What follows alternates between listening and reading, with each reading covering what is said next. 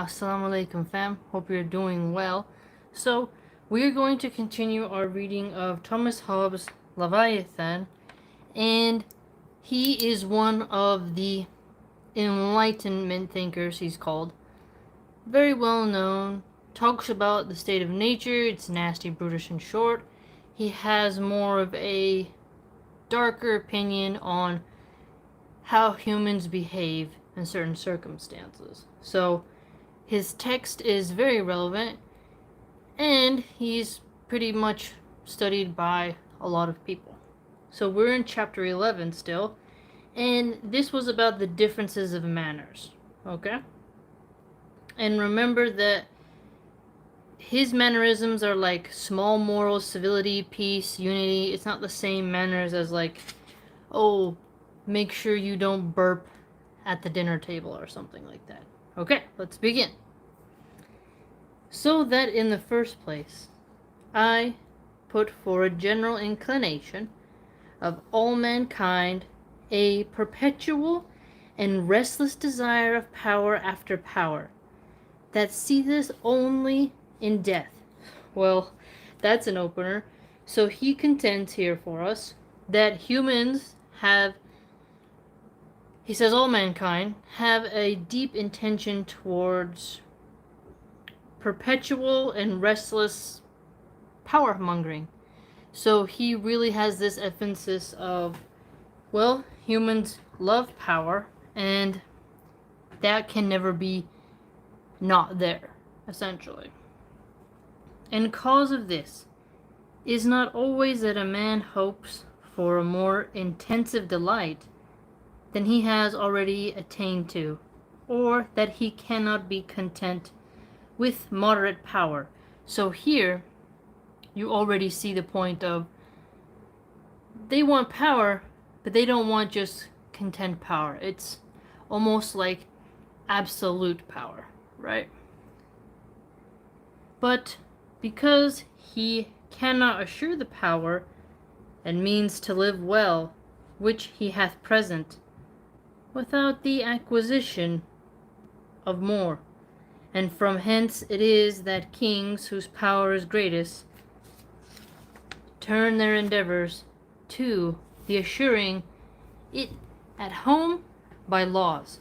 So, what does he mean by that? Kings are going to try to lay down laws to secure their power, which we're very aware of that. Very aware of that. Abroad by wars, and when that is done, there succeedeth a new desire. So here laws and war. That's how you're going to get power according to Hobbes.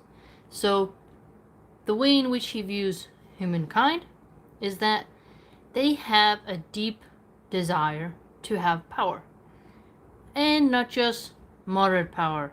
So he gives an example of kings who decide, you know what, I'm going to give myself power with laws or give myself power with war. So you can see Hobbes's classical views coming in for us, which you can't really argue with. In sum, of fame from new conquests. So here he is mentioning how Salam Muhammad Hussein Abdur, that you're going to get fame the more you conquer, which is true. I mean, those who conquered successfully, their names live on in history. So he's not wrong there. So when he mentions kings wanting to go to war for power and glory, well, he's not far off, is he? In others, the case and sensual pleasure. In others, of administration, or being flattered for excellence in some art, or other ability of the mind. So here you see him say that they want, some rulers, they want their conquest to be in the realm of the mind, of art. They want to be flattered. They want excellence. So you can begin to see how he's painting the picture of the human psyche, of the human mind, of human consciousness in general, but specifically kings and queens. Competition of riches, honor, command, or other powers inclineth to contention. So what is he saying here? Because people love competing, because people want power, well, they're going to compete in honor, they're going to compete in command and riches. So honor, remember he went into a very deep dive into how one bestows honor, how one gets honor. So here he's contending people will compete for honor, which is very well known. Very well known.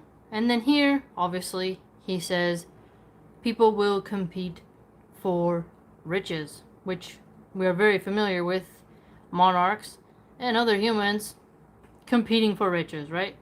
And command, meaning military power, right? So command both in laws and command both in war, which law and wars will solidify the monarch's power or the leader's power, essentially. Enmity and war, because the way of one competitor to the attaining of his desire is to kill, subdue, supplant, or repel the others. See? Okay. Now, what you're getting here, what I like about Hobbes is he is direct to the point. He tells you, listen, don't sugarcoat human nature, right? Don't pretend everybody's brushing each other's hair, putting flowers on their beds, and, being these soft bunny rabbits. No, they want power, and they're going to do this. So what does he say? If this leader is competing for riches, honor, and command, they're going to have contention, enmity, and war, because through that, they will be able to subdue, eliminate their opponent, and then therefore achieve their desire for more power, which will then help them to gain it and maintain it, right? So he's not saying something that we don't know, but he's wording it in a way in which we can see his reasoning. Particularly, competition of praise. Now here is a very important one. What I like about this one is it really gets to the gist of it. Competition of praise. Some people artificially want to be overly praised for things, and you're like, wow. Inclineth to a reverence of antiquity, for men content with the living, not with the dead. So here he's really mentioning people will compete with the living for reverence. He says the dead aren't competing for reverence, but I would argue that they kind of are if you think about it, because if someone has a glorious past, somebody might want to outdo that. So let's say Alexander, he wants to outcompete the legend of Heracles, right? So he might actually do something that he feels is necessary in order to usurp the glory and honor of someone who came before him. Today, you can see an example of that with people. Let's take, for example, Republicans. They will, how do you put it? Ronald Reagan. You have Republicans today who want to be more loved, more popular, and more respected than Ronald Reagan. So they try to do whatever they can to be seen in the same way, right? Who knows how it'll be on the Democrat side? They don't really have that. I mean, they have John F. Kennedy, but he's so unique that I don't really see somebody taking over his reputation in that way. So I would argue that they still do compete, even with the dead. To these ascribing more than due, that they may obscure the glory of the other. So here, what is he saying? That people, if they want honor and glory, they're going to try to obscure the glory of their opponents.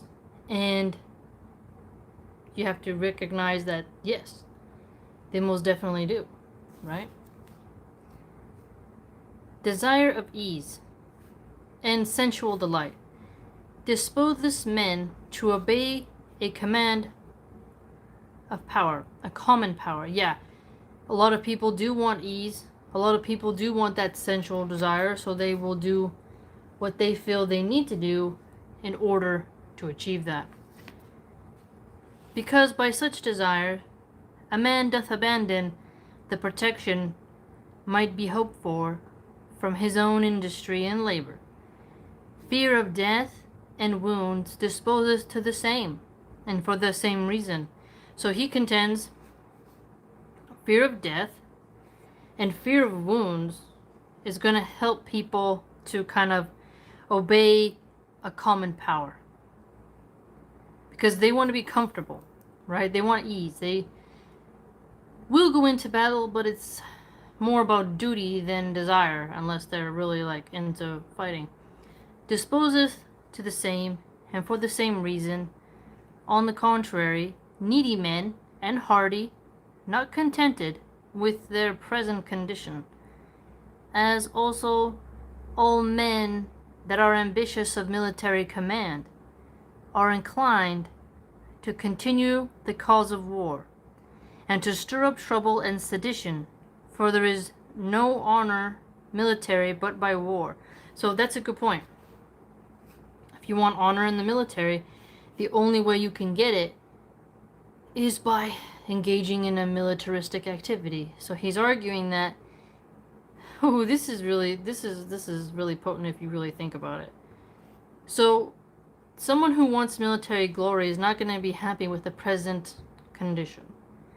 They're ambitious, so they're going to stir up intrigue to cause this sort of unfolding of events that will help them to get more power, more glory, and such.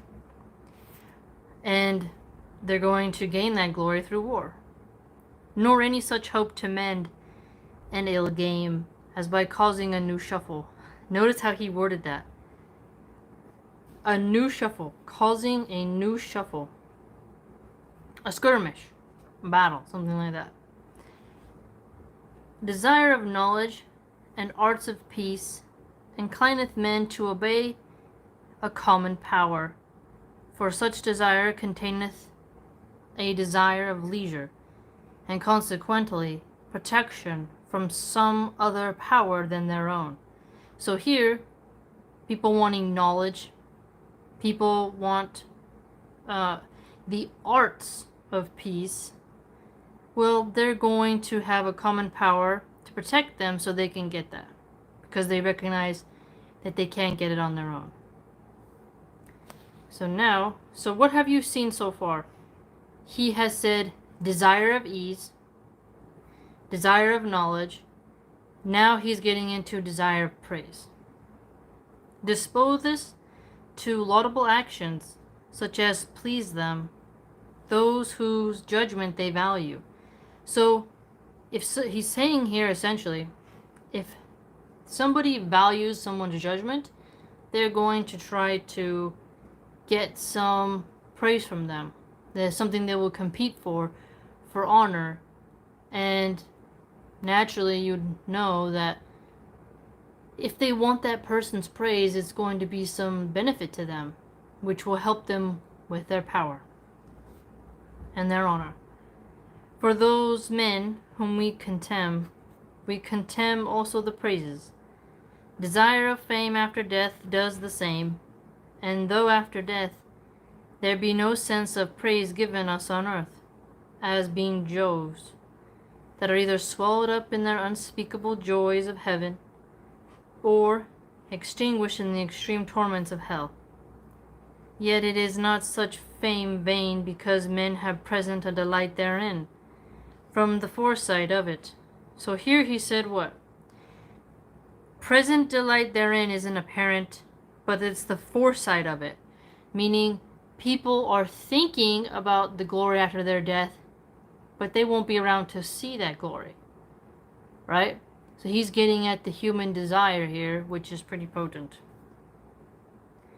and of the benefit that may redound thereby to their posterity, which, though they now see not, yet they imagine. Exactly. So they imagine having this sort of glory, but they might not see it. Some might see it, but others might not. And anything that is pleasure in the sense, the same also is pleasure in the imagination. So here, he's comparing, pleasures of the senses, your five senses, to the pleasure of imagination, which makes you recognize the fact that there are people who take pleasure in imagining things.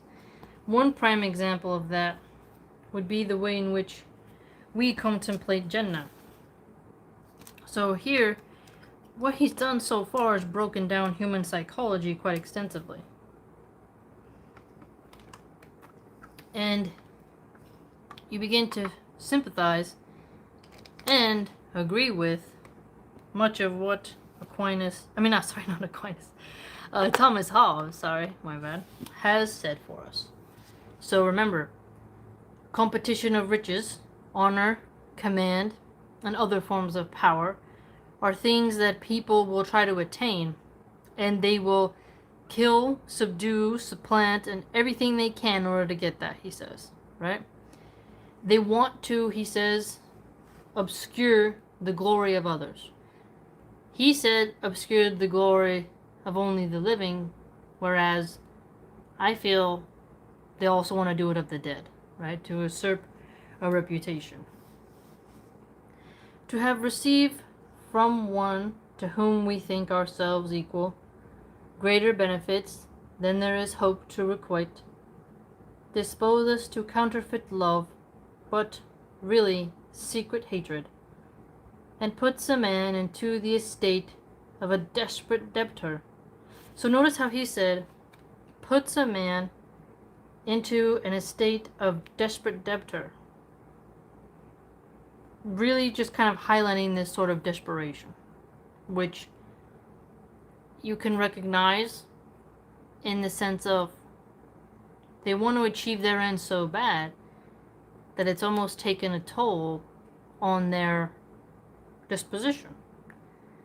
That in declining the sight of his creation, tactically wishes him there, where he might never see him more, for benefits oblige, then obligation is a thaldrum, and unrecordable obligation, perpetual thaldrum, which is to one's equal hateful, but to have received benefits from one whom we acknowledge for superior inclines to love. Okay, so here, if you, he's contending, get an acknowledgement from your superior, you'll incline more towards a sense of affection, which is true. If somebody exceeds you in something and they compliment you, most definitely you feel a sense of like, oh, that's cool, like you feel more friendly to them. Because the obligation is no new depression, and cheerful exception, which men call gratitude, is such an honor done to the obliger, as is taken generally for retribution.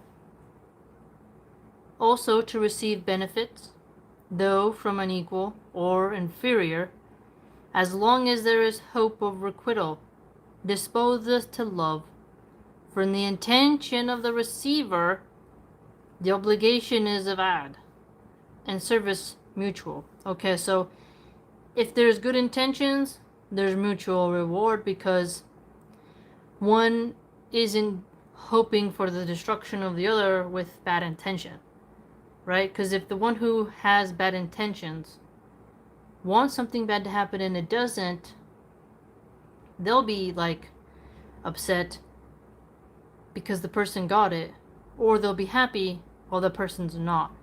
So there is an opposite situation of feelings within the two, whereas if it's positive, well, then it's mutually beneficial. From whence proceedeth an emulation of who shall exceed in benefiting the most noble and profitable contention possible, wherein the victor is pleased with his victory, and the other revenged by confessing it. Wow. So the victor is happy, is pleased with his victory, but the revenge must confess his loss. Well, well, well. To have done more hurt to a man than he can or is willing to expiate, inclineth the doer to hate the sufferer, for he must expect revenge or forgiveness, both which are hateful. So here, this is interesting because you really wonder. So if you've done more hurt, or you're willing to remove that hurt, that will incline us to the doer's favor, but there'll still be hate to the sufferer. So it appears here that the hate is on both sides. And the person who has hurt the other, he's arguing, should expect revenge or forgiveness. But both are fueled by hatred, it appears, is what he's getting at. Fear of oppression disposeth a man to anticipate. So what is he saying here? If you're fearful that someone's going to oppress you, you're going to anticipate that oppression. So, I mean, someone can over worry, but they can also plan and prep ahead. Or to seek aid by society, for there is no other way by which a man can secure his life and liberty. So here, that's interesting. So, because you fear oppression and you anticipate it, that will help you secure your life and liberty. So you should, almost like he's saying, contemplate how tyranny is always around. Therefore, if you don't want to be oppressed, you should anticipate that someone might try to do such a thing. By doing so, you can prepare and you can go against them. Men that distrust their own subtlety are in tumult and sedition, better disposed for victory than they that suppose themselves wise or crafty. So that's interesting. What is it? Hey Mohsin, salam alaikum. Worthless citizen says, hey, why you call yourself worthless citizen? That's funny. You're not worthless, man. So he contends here that men distrust their own stability. So if you know that you're not the most smart, that you're not the most wise, you can kind of prepare yourself more for victory, it appears as he's saying. For these love to consult, the other fearing to be circumvented. Now notice this. One who loves to be consulted, one who fears to be circumvented. That's interesting, because one is seeking advice, the other is almost ready to maintain himself. Assalamu alaikum Sati80. To strike first. So the one who thinks he is going to be circumvented might strike first because he has prepared his distrust because he fears oppression, so he has anticipated and thus prepared. And in sedition, men being always in the procrastinate the battle, to hold together and use all advantages of force is a better stratagem than any that can proceed from subtlety of wit. Aha, so he says force is better than wit. Now, wit is subtle, but there's heavy advantage to force. And he's saying force is a better strategy if you would like to avoid sedition amongst your ranks. Vainglorious men, such as without being conscious to themselves of great sufficiency, delight in supposing themselves gallant men. That's actually pretty funny, fam, if you sit and think about it, okay? So vainglorious men, like people who maybe every time they get on the horse, they feel they are Heracles, right? So he's saying like, hey, they are presupposing themselves to be these sort of gallant figures, whereas maybe they're not, are inclined only to ostentation. So he's saying that vainglorious men who see themselves as gallant can be too friendly with the ostentatious nature. So ostentatious nature, imagine a triumph parade. That's a good example of ostentation. You can see how it's utilized to make the plebs more patriotic and nationalistic. But if it gets too showboaty, then it exceeds the realms and becomes ostentatious. So you can see his point there. You can definitely see his point. But not to attempt, because when danger or difficulty appears, they look for nothing but to have their insufficiency discovered. Well, that's interesting. I didn't expect him to end with that. Vainglorious men, such as estimate their sufficiency by the flattery of other men. Now, what did he just say? He's a little sassy right there. I don't know if you caught it. Vainglorious men, they estimate their sufficient warrior skills based upon the flattery of others. So he's implying here they have a distorted sense of their own skills. So already you've gotten to see. Oh, by the way, Thomas Hobbes lived through a civil war in England. He got to see a lot of bloodshed, fam. You know? He definitely went through the rings, as they say.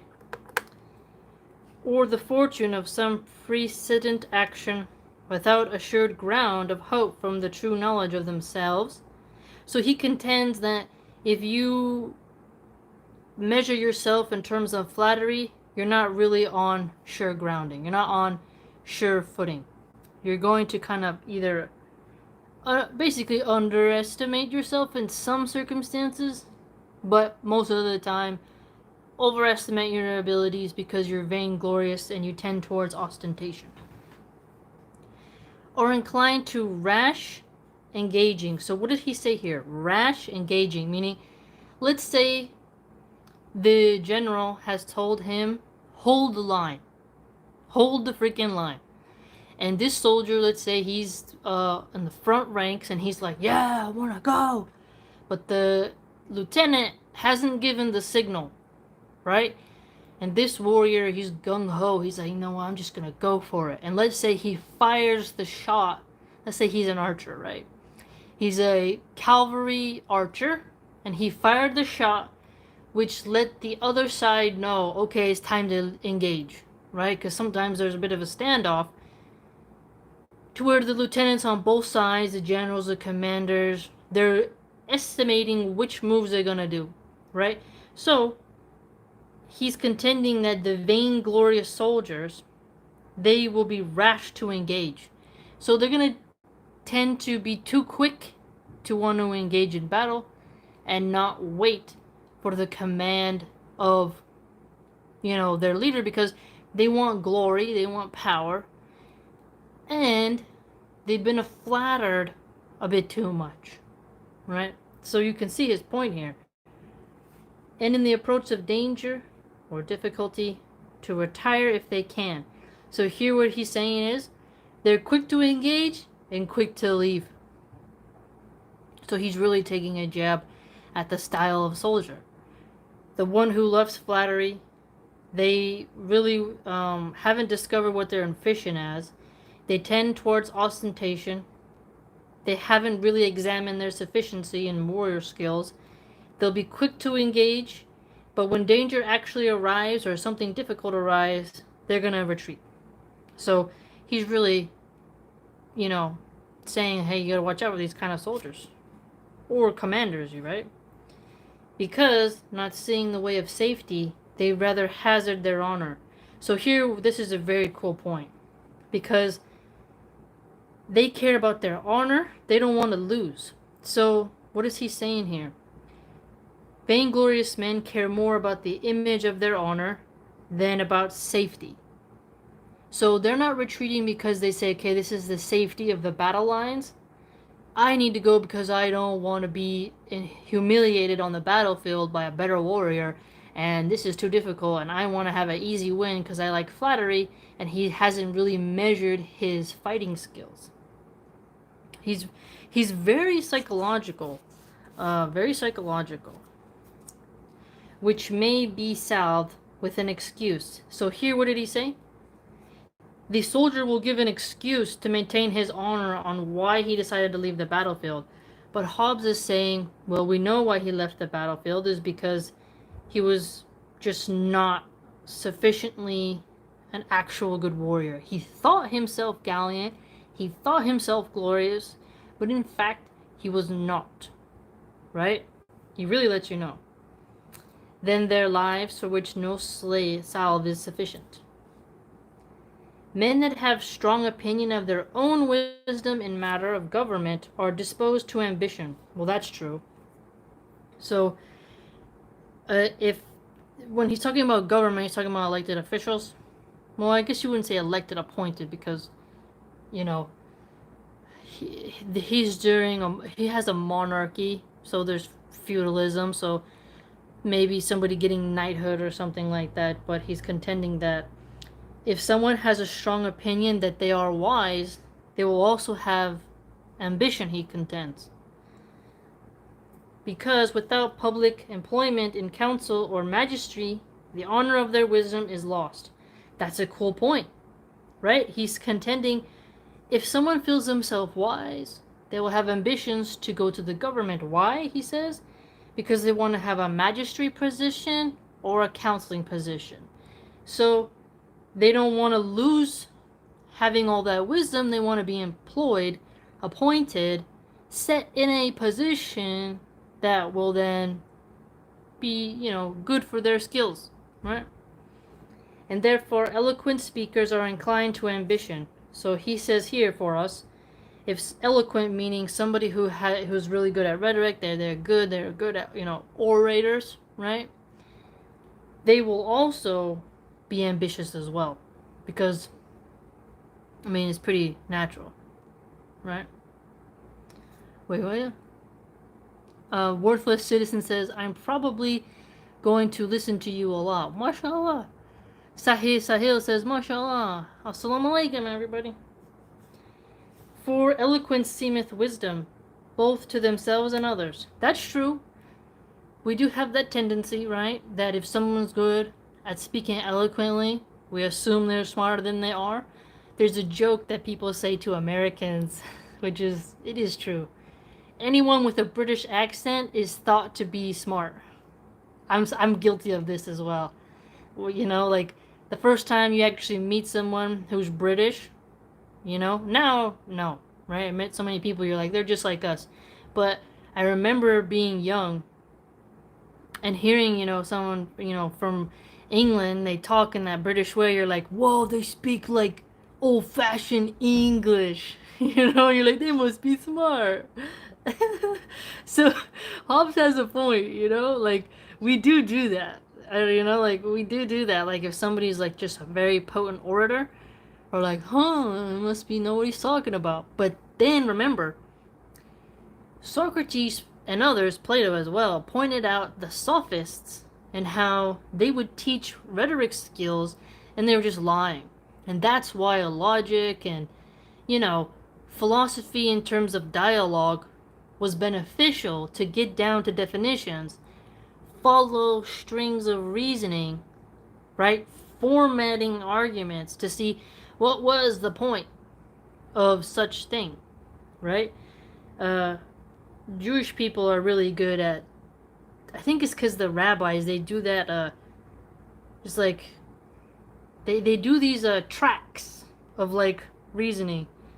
So it kind of gets semantical after a while, but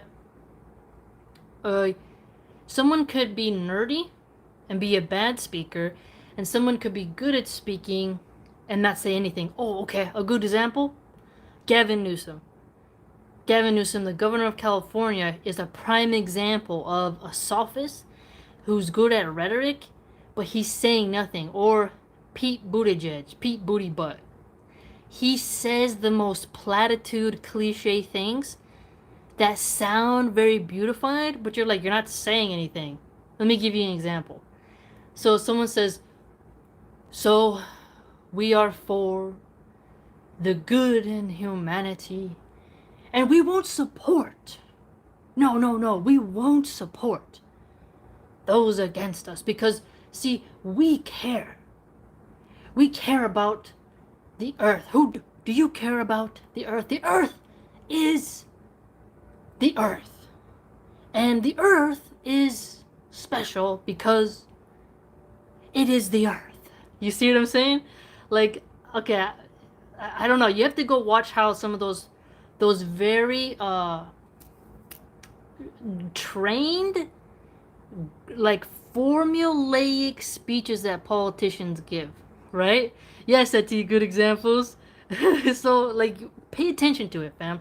Because Hobbes here is saying that, eloquent speakers, sometimes they can get fooled by their own speeches. Now, this doesn't mean you don't practice being a good speaker. No, you should. Everyone, I think you have to take a public speaking class. I think you do. I think you have to in most schools. Yeah. But you should. I took a public speaking class. You get over your fear of talking in front of crowds. And if you have a meeting at your work, you can't be shy. You gotta do what you gotta do. But it is true, his point about how you see who has ambition. So he says that people who are confident in their wisdom will have ambition, and that eloquent speakers will have ambition as well. And that is true. I think we all can agree with that, right? Pusillanimity disposeth men to irresolution, and consequently to lose the occasions and fittest opportunities of action. For after men have been in deliberation till the time of action approach, if it not be then manifest what is the best to be done, 'tis a sign the difference of motives. So difference of motives. Okay. The one way and the other are not great. Therefore not to resolve then is to lose the occasion by weighing of trifles, which is pusillanimity. Okay, so here he's going to get into a point about frugality. Being frugal is not being stingy. Being stingy is the opposite of being frugal. Okay. Frugality, though in poor men a virtue, maketh a man unapt to achieve such actions. Well, that's interesting. I didn't see him gonna go there with that angle. As require the strength of many men at once, for it weakeneth their endeavor, which is to be nourished and kept in vigor by reward. Okay, now that's interesting. So he says if you're too frugal, a little bit too giving, a little bit too loose with your coin purse, that you might overnourish someone and dilute their vigor, because the vigor is sustained through potential reward, right? Which you can kind of see that in a way, right? Eloquence with flattery disposeth men to confide in them that have it. Okay, look at that. What he just say here, I think, he's speaking in this, what is this? 15th, 16th century England, and he's saying that eloquence, so the beautification of speech, and flattery, meaning lots of compliments, so compliments paired with eloquence, that makes people confide in you. You see what I'm saying? So he's saying if you speak well and you flatter, some people might confide things to you. We call this, I call it, that I've also heard others call it, this to me is what a brown noser is. And a brown noser is somebody who it's a kind of a mean way of saying it, but someone who puts their nose in the bum hole of their boss. They get poop on their nose because they're always like, I want to be so complimentary. So that means somebody who's constantly flattering the boss. And they say it in the most beautiful way, right? And this might get the boss to say, like, oh, I'm going to do this, I'm going to do that with the company. And they'll get secrets because they've loosened up the reservedness of the boss. You see this quite often. I've seen it. Maybe just when you have a second, maybe it's more popular in the restaurant industry, because in the restaurant industry you get to actually eavesdrop on what people are saying to the boss, whereas in other places they might close the office door so you won't be able to hear. But there's always that person who gives flattery in the most eloquent of ways, and doing so manipulates the boss, and then the boss confides things in them. So Hobbes has a point, right? Now remember, he's also pointing out that kings might have an advisor who's doing this to them. And as you know, these advisors could leak secrets to the enemy, right? They could purposely sabotage a plan, right? You don't know. It could also be a plant. Somebody from another empire could be there spying and giving artificial flattery, who's also a great speaker. So he's kind of letting us know you're not just supposed to trust somebody because they speak beautifully, right? And because they flatter you. This is something I have learned, right? Not every person who speaks in the most butter tongue and with so many compliments, showers you with love, can be trusted. They might have ulterior motives. They might on purpose try to be juicing you up to squeeze out, that information, right? And this is something that spies are trained to do to ambassadors and stuff like that. So Hobbes isn't wrong. He's just telling us something, over 200 years later. So, he's gotten to see a lot. Because the former is seeming wisdom. So what is he saying? That flattery and eloquence can appear to be wisdom, right? You feel me, fam? He's contending for us that you have to look at what is wisdom. Wisdom is not flattery, right? Because surely every monarch, every king or queen could be like, oh, this person's so wise because they compliment me. They see my value, therefore they're wise. He's saying, no. Don't think wisdom is just eloquent speech. Don't think wisdom is just flattery. He's telling you to pay attention, right? The latter seeming kindness. So he's saying here, such a good point. Don't mistake flattery for kindness. Why? Because flattery can be a weapon of deception. Flattery could be something to, like he said, lower your guard and get information, right? Because if somebody is a spy, if someone has bad intentions, they're not just gonna automatically, some people do, right? Hey, I don't like you. But somebody can be like, I'm gonna pretend to be this person's friend, two-faced as they call it. I'm gonna flatter them. I'm going to give them, I'm going to speak the most beautiful words to them, and they'll reveal everything. Now, the person receiving the flattery with the eloquent speech will think, they're being so kind. They're so wise. When in reality, they're being manipulated. Right? So, this is just spot on. Absolutely spot on.